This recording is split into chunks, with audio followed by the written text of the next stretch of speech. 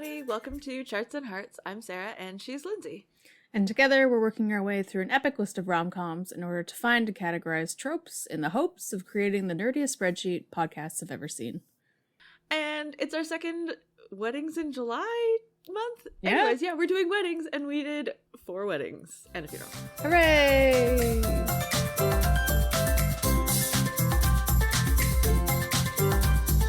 Oh my god. Ugh, it's the most, peak mid-early 90s. I know. Anything. Ugh. Yep.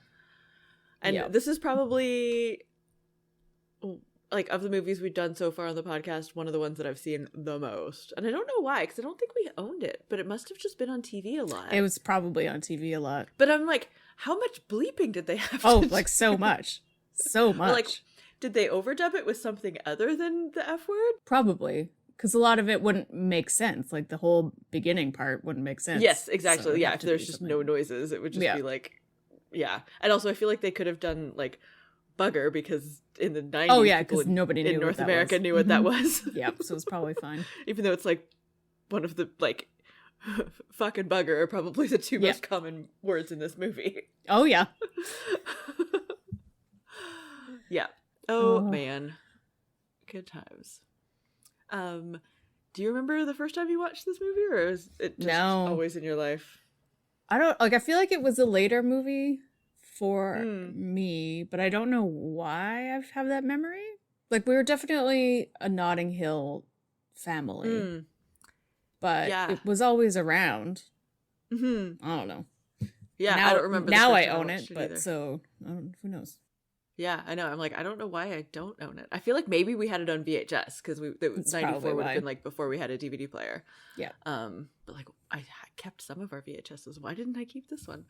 Who knows? Maybe it wore out, or actually probably we had it taped off the TV VHS. Mm-hmm. It's probably more accurate. Oh, but man, it's so good. It is so good. I love it so much, and every time I watch it, I laugh at the same parts. I cry so much at the same parts. Yeah, and it's just very good. It's and peak floppy Hugh Grant. I know, it's insane. I literally didn't have any notes except for Hugh Grant's swoon for the first 25 minutes. Yeah, because he's so floppy. He's such a baby, and he's completely useless. But I know, when he takes his glasses off to try to I don't know, look more handsome. I don't know. Yeah. No, put the glasses back on. Because otherwise you kind of look like a child.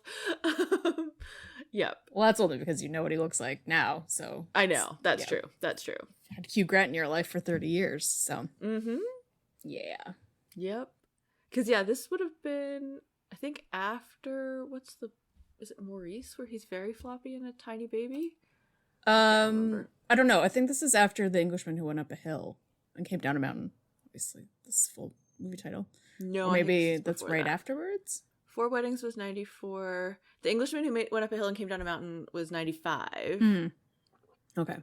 What's the one I'm thinking of where he's... Oh, yeah, Maurice was 1987. Okay, that's when he's actually a child. Basically. Yeah. I don't know what that is. Oh, yeah, it's based on an E.M. Forster book, and it's a James Ivory thing. It's two schoolmates. Fall in love. Yeah, it's really good. It's very sad. But anyways, enough about Hugh Grant. Let's talk about 4 Weddings and a Funeral. Okay. The biggest change I had this time was, I think, actually realizing how much I hate Andie MacDowell. See, and everybody says that. And I read in the trivia too that she was voted one of the most hated characters in Britain in the IMDb trivia. And Lindsay agrees, and I'm like, oh, I like her. I wouldn't date her, and I wouldn't want somebody I know to date her, but I like her as a character, I guess. I think the thing that bothered me more in this one is that she is manic pixie-esque. And because she doesn't have anything. She's just there to sleep with him. Yeah, and you don't get any understanding of why is she marrying this? Yes, why is she marrying this guy? Why is she cheating on him and has no problem with that situation? All of those kinds of things. And I think that's my biggest problem with her this time. It started with me when they slept together when she was engaged, and she has no reaction. She's not oh my god, what did I just do? She's staring lovingly into Hugh Grant's eyes, and he's staring back at her, and it's like a romantic moment. I'm like, no, this isn't romantic. You cheated on your fiance. But it seems though like her and her fiance had sort of had an agreement of like, until we're married, whatever, and then once we're married, that's it. Yeah. Right? So maybe it wasn't officially like by their understanding in their own relationship. Maybe it wasn't officially cheating. I don't know. But that's, again, not made very clear. Yeah. So I would also assume that like her fiance was also sleeping around based on like just vibes. Just vibes. But I think it's, so I don't think she's a full manic pixie, but she is there for him. She doesn't have an arc. She doesn't have any... The only background we get was how sexually promiscuous she is, or sexually active, which I'm like, I don't care, you do you. But like the whole point of that is to be like, wow, look how lucky you are, Hugh Grant, for being getting to be with this person.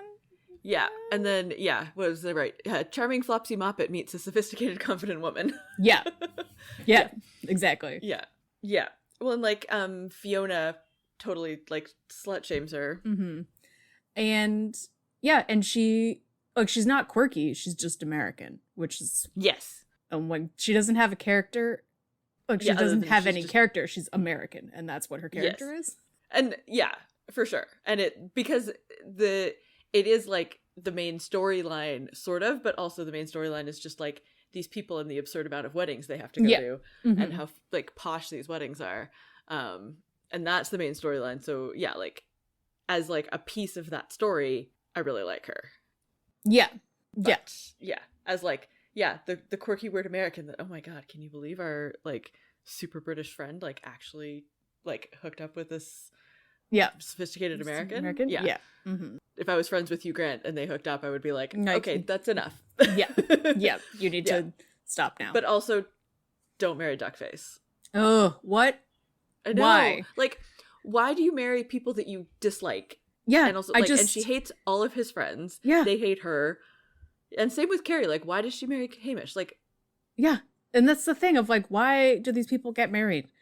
And it's just like, I know that like it was even in the trivia, but it was also something I wrote down. Like the second wedding, they hook up at the first wedding, and then they have a huge elaborate wedding 3 months later, which is like, I know that's not how life works. Yeah, it's so crazy. But and then Carrie doesn't really like her husband, and there's no reason.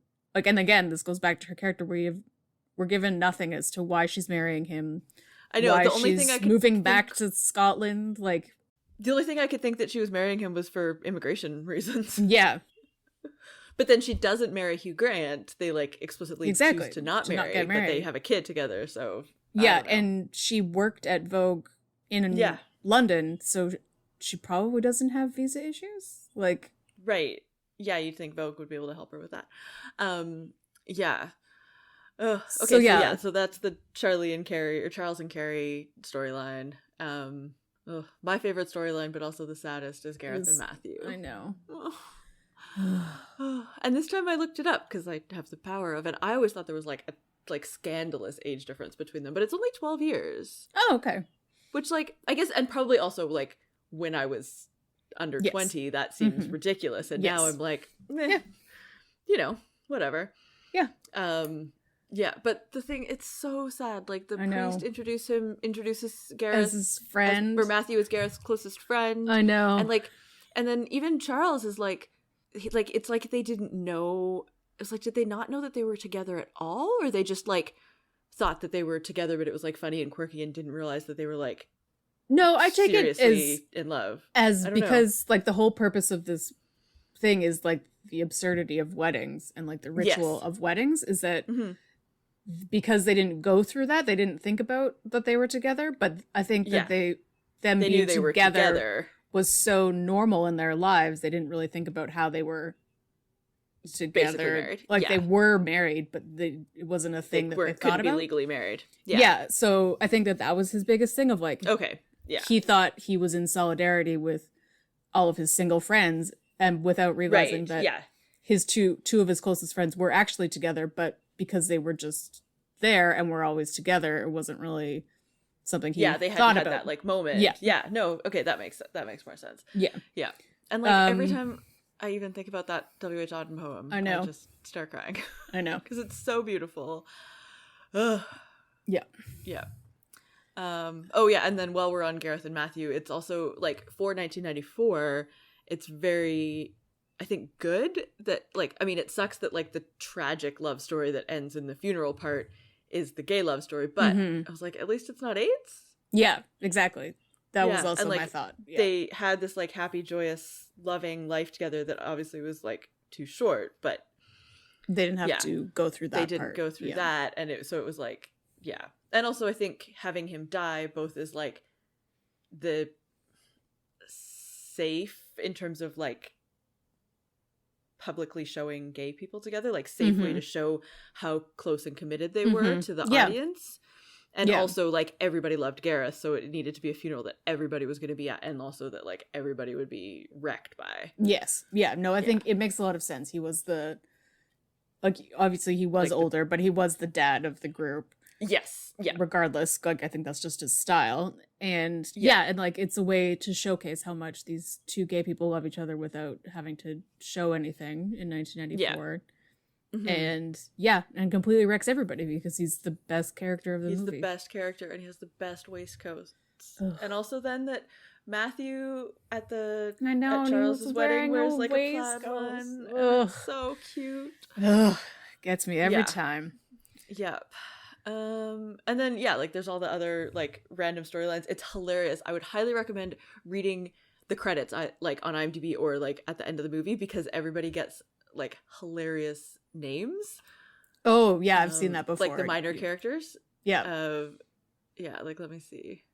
Like the the main characters, whatever, but there's like the frightful folk duo are credited as the frightful folk duo, and like John with the unfaithful wife, and oh, it's so good. It's really good. There's other ones. Oh, like George the Boer at the boatman is like how he's credited. Yeah. So perfect. Yeah. So highly enjoyable, and like everybody who's in this is like somebody from some British thing. Oh, of course. Yeah. Like is it Tom? Somebody is the guy who plays King George in Bridgerton. Yep. And so many things. It's freaking delightful. Other than Gareth, because Gareth is everybody's favorite. Who's your favorite person, like friend character? I think I like Scarlett. I like her storyline. I like that she gets to end up with the super tall cowboy guy. Although then I realized that character, Richard Curtis just stole from himself again in Notting Hill, because his sister in Notting Hill is almost exactly the same and does end up with a tall guy. Yeah. I mean, I think he pulls a lot from like his own life. No, I would say Scarlett, and I think Scarlett. I really like Matthew, I think, but also really like that actor. Yeah, his me too. accent is so charming. I know. And like, when are we doing Sliding Doors? Oh yeah, I forgot he's in that. And then he's also very creepy. I think it's the same guy in S.H.I.E.L.D., isn't it? Oh yeah, yeah, the guy who does all the augmentation things. Yeah, Radcliffe. Yeah, he's like he's good in S.H.I.E.L.D. Life model decoy stuff. Yeah. Super creepy guy. Okay, here's a question. What kind of person, probably the person who had to plan a wedding in 3 months, puts their friend at a table full of his exes? A diabolical human being. Like, does that seem like what either of those two people are in the second wedding? No, it makes no sense. That's the thing. It's like, why would they do that? And then I'm like, okay, well, who were her bridesmaids? And maybe one of the bridesmaids was in charge of that. Yeah. And then the bridesmaids also like hate Charles, or like were and like it's one of those, like, when you're looking at like during that scene was mostly the time when I was trying to figure out what his issue is, because he's not a tropey, like he is afraid of commitment, but not like in a super tropey way. So he's had a lot of mostly serious girlfriends, and then he just leaves, according to what Duckface says. Yeah, I think he's like a serial monogamist. Like as soon as it gets hard, he just leaves. Like, no, this is not... But like, why is he now so floppy? Like, why is he such a mess right now? I think probably because it's like all of his friends are getting married and realizing like, oh, I'm not emotionally there, or like I should be emotionally there and I'm not. Maybe. Yeah. Yeah. And I just, and then I guess, and then that leads me to the end, of course, again, like he has this big epiphany about Matthew and Garrett, but then it's 10 months later and then he's getting married. So it's not like I need to find someone immediately and get married and Duckface is here, which I think is always how I thought it was. Yeah, but there's way closer. If it was like a month later or something, when he's like reacting to their death, reacting to Carrie being married, like all of this stuff at once. Yeah. But then I guess he had to convince Duckface to. Yeah, like that makes sense logistically, but I'm like, so why didn't he just find someone else and marry her? Like he obviously has no problem getting women. Somebody that you like. Yeah. It's just none of it makes sense. I don't understand his motivation for going back to Duckface. Yeah. I don't understand why it took so long. Like he doesn't seem happy about it, which is the point. But like it's just, and even she doesn't seem happy about it either. Yeah, so it's just a very I don't know. It's a mess when you look at it now. No, don't look at it too hard or too close. Well, then I don't know, the whole like poshness of all of these people, but then like like some of them, and then I think I didn't see it on your DVD, but apparently there's deleted scenes where they all met at university and then Gareth was a professor. Yeah. And so that's how they all know each other. And so I think that's why, like, maybe it was a posh university or a university that a lot of posh people went to. And then, so like some of them are very wealthy. Like David, he's like, I think I'm like the 7th richest person. Yeah. Under like my family. Yeah. But yeah, so all these weddings are like insanely massive. And even like, so Carrie's marrying that like wealthy Scotsman, Hamish, and the registry people, it's like all the stuff at the gift registry was £1,000. I know. Which is insane. Like, what? Also, like, that's why you buy, like, people dishes and, like, napkin rings and, you know, like, not massive statues. But also, like, he has I assume, a big Scottish castle that already has napkins and stuff. And he definitely had a wife already, so... Artwork and... Yeah, and statues. Like, yeah. It's so strange. It's so strange. Oh, and the other thing about that part, and also this Carrie issue that harkens back to more of like us looking at female protagonists in general and these things, is why was she going to try wedding dresses on by herself? I know, like, why doesn't she have any friends? It wasn't a fitting, it was a trying. It was trying to pick dresses. Yeah, it was a picking dresses, not like I have to go in for a fitting kind of thing. Yeah. So like, why doesn't she have any friends? She has no friends, she has no family, and like she talks about her dad being dead, but like people have other family members. And like she has bridesmaids because Hamish mentions them in his speech. Yeah. So but maybe I guess because they were coming from America. I don't know. Just like I don't know. Whole, and it's one of those. Also, it's a movie written by a man about like that part is like women picking wedding dresses that like is not a thing that he would know about. I know, but like ask around. And just maybe pick something else or something. And like also the people at that store like pick a style and see if she likes it rather than just try on every single style. Although if you don't think about plot wise, that scene is very funny. Yes. Yeah. I mostly think about how they don't have cell phones and how late he is for his brother. I know. Speaking of his brother, I love his brother. I love so cute. Like Serena that like sees him at a wedding, and and it, you know, it's like that sort of acquaintance, friends of friends and siblings of friends and all that, like, you know, and you have those occasions where you run into people and it is really just like weddings and funerals and like, you know, if you're in a group of people who do like baptisms sometimes, but like yeah. And that's the thing, this like Serena has more character growth than Carrie does. I know. Than any of the women in this movie. Yeah, no, she's great. Yeah. And like she actually like puts in an effort and but yeah, no, David and Serena as like the relationship like that builds during the movie is my favorite. Oh yeah, definitely. Although Lydia and what's his face is also hilarious. The second wedding. Yeah, mustache guy. We should know because Mr. Bean says it 7 times. I know that one of his middle names is Godfrey. Bernard. Bernard. Yeah. Which is like I know like in my accent I would say it Bernard. But then in the movie they say it Bernard and I'm like I don't know what to say. Yeah. I feel like it's the same problem that lots of people have with my name of like, is it Sarah or Sarah? And I'm like, it's Sarah. Like right in between those. I don't know. Whatever you want. It doesn't matter. Just doesn't have an H. It doesn't translate. Yeah, but they're very funny. They are very funny. Yeah, I like them. Yeah. Okay. Tropes. Now that we've because there's gushed about this movie for 20 minutes. So many tropes.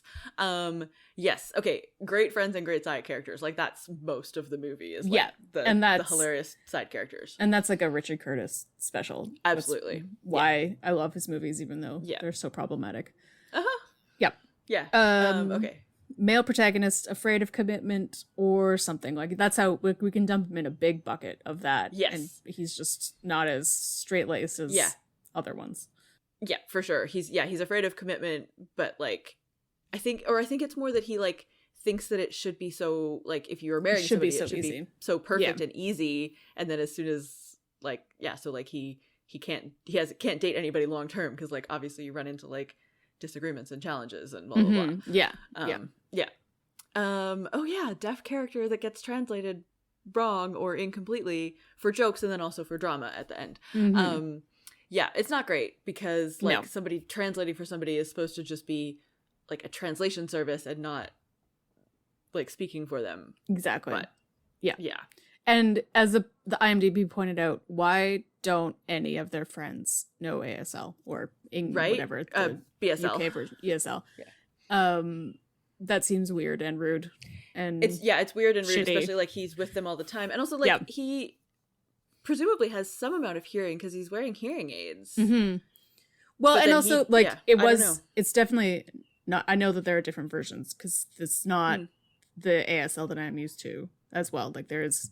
BSL is a completely different language. Yeah, so he does different stuff. So it looks more of like he's kind of a mixture of hearing, reading lips, and there's a lot of finger spelling, yeah, or whatever. I'm not sure if that's what they call it also in BSL, but like where you just spell out the letters, which is not actual sign language. It's just it's just spelling. But that's for people who are learning still. Like that's what Serena does. Yeah, so that's what Serena, and that it's like a good starting point, and like she makes an effort, which is awesome. Yeah. It's still not great, regardless of what his level of hearing is. He's trying to say something, and it's not. He's a good deaf character, but his friends and family around him aren't great allies. Yeah. Yes. So this one we already talked about. Death equals big epiphany, even though we're not sure really what that epiphany was, but whatever. Yeah. And this one I put down, this is the first time of Hugh Grant playing Hugh Grant. Yeah. Yeah. He will continue to do so in many other movies. Yes. Yeah. Oh, we've got a big wedding ruined at the last minute. Yep. Oh, yeah. I know. I feel like so bad. Like I feel bad for continuing to call her Duckface because she has a name, but I don't know what it is. It's something with an Henrietta? H. Henrietta, yeah, he calls her. Yeah. So Henrietta. Like, do they just go and have a sad party, a mad party? What happens to all the food and the drinks and the venues and I don't know. It's so complicated and sad. Big wedding ruined at the end. Yep, big declaration in the rain. Hugh Grant did the white wet shirt before Colin Firth, so that ever-going not actually rivalry. Yeah, for sure. And there's lots of near misses and like near misses that become unnear misses, like with Charles and Carrie, like near misses and miscommunications. And then the where are we now? Are they now in the credits with like look how happy everybody is. They all met people. Yes, everybody gets married. Yes. The end. Happily ever after. Happily starting after. Oh, yeah. So many tropes, but like that's kind of the whole point. Yeah. Okay, we do here. Pass the Bechdel test. No. And will we find a Richard Curtis movie that does? No. Did he write music and lyrics? It might be the closest one. I can't remember. Maybe? Yeah. I don't know. I think Love Actually is going to pass on technicality. Oh, yeah, probably. But it also then fails because of the extreme fat shaming. But that's for November. Hooray! Indeed. Okay, let's make a pie because there's so many things that could have gone in this pie. I limited myself to a few. Yeah. Well, at first I was like, what if it was just 25% each and it was just weddings? Oh, hilarious. Anyway, but yeah, as I said previously, Hugh Grant swoon is basically my entire pie. Yes. Goodness gracious. I don't know, like 30? Yeah. Is that too high? Nope. Okay. And then fancy wedding hats. Ugh. Oh my god, so many. And like flower crown things. Mm-hmm. Yeah, Carrie's hat at the beginning is amazing. Ugh, amazing. Amazing. Yeah. 10? I don't know. Pardon? 10. 10? Yeah, 10%. 10% hats.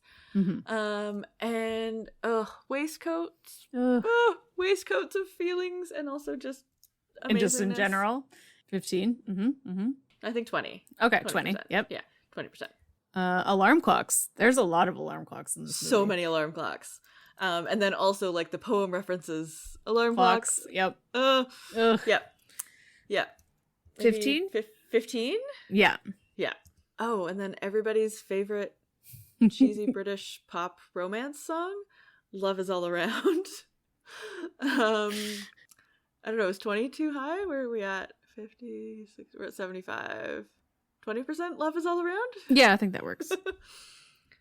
And then, because it's in it so much. You know, of course. And it's also like, because it's in this, that's why it's in Love Actually. It comes back, and then that's why it's in Love Actually. Yep. Yeah. And then lipstick stains. Oh my gosh. So many people just get smothered lipstick. I guess because it was the 90s and they hadn't figured out like good non-smudgy or less smudgy lipstick. Yeah. And everybody's wearing lipstick because they're all at weddings and everybody's like kissing each other on the cheeks and blah, blah, blah. So yeah, lipstick stains. I think we have 5% left. Yeah, I think so. Yeah. We did it. Good job. Hooray. Yeah. Okay. Yeah. It's a full pie. Yeah. So Hugh Grant swoon, 30%. Hats, 10%. Waistcoats and feelings, 20%. Alarm clocks, 15%. Love Is All Around, 20%. And lipstick stains, 5%. Perfect. Amazing. What's next for them, do you think? You like her, so what do you think? I mean, so in the like epilogue credits thing that shows them with the baby, and yeah, I don't know. Like, I think they'll have like a nice, easy, whatever, happy life. Like, yeah. I'm not like that invested in it. No, I think that's part of it. That's part of my meh feelings. But I think, like, if he figured out what he needed to figure out. Yeah. And if she's like, oh, I was like, if she figures out why she was cheating on her ex-fiance, which, you know, is because she didn't love him, and I don't know why she was with him at all in the first place. So yeah, she figures that out, then yeah, maybe. Yeah. Sure. I don't know. Like, they work really well together. They have good chemistry. And I like them when they're together, but I just have issues with the plot parts. Yes, yeah, so, the plot and the cheating. Yeah. And Lindsay, what's next for us? Oh, more weddings. You thought 4 weddings was a lot. What about if there are 27? We don't actually see all 27, but yes. 27 dresses coming up next. Yay! And on the Patreon this month, we have The People You Hate at the Wedding. I can't remember what the title is. Yes. Yeah, I think it's The People You Hate at the Wedding. It's more of a com than a rom, so that's we think. We haven't seen it. Yeah. I think so. I don't know. Yeah. We'll find out. It's full of people that we love, so we're excited about it. Basically. So join us over there to find out our thoughts and probably 20 minutes of Alice and Jenny gushing, because that's how probably, because we haven't gotten to do that yet on the podcast. Exactly. You can check out that exclusive episode and all of our Patreon exclusives at patreon.com/chartsandheartsclub. And while you're there, or if you want to just check out our website, you can go to chartsandhearts.com, where you can submit your suggestions for rom-coms and tropes to add to the list. You can rate and review us wherever you get your podcasts, and you can also find us on social media at Charts and Hearts Podcast at Instagram and Facebook, and Charts and Hearts on Twitter. Maybe. We'll see what happens after TBD. Today. It's a mystery every day. Oh, what if it was just... and that brings us to the end of our episode. So let us know what you thought of this movie. And in the meantime... Do you actually know Oscar Wilde? I'll give you his fax number.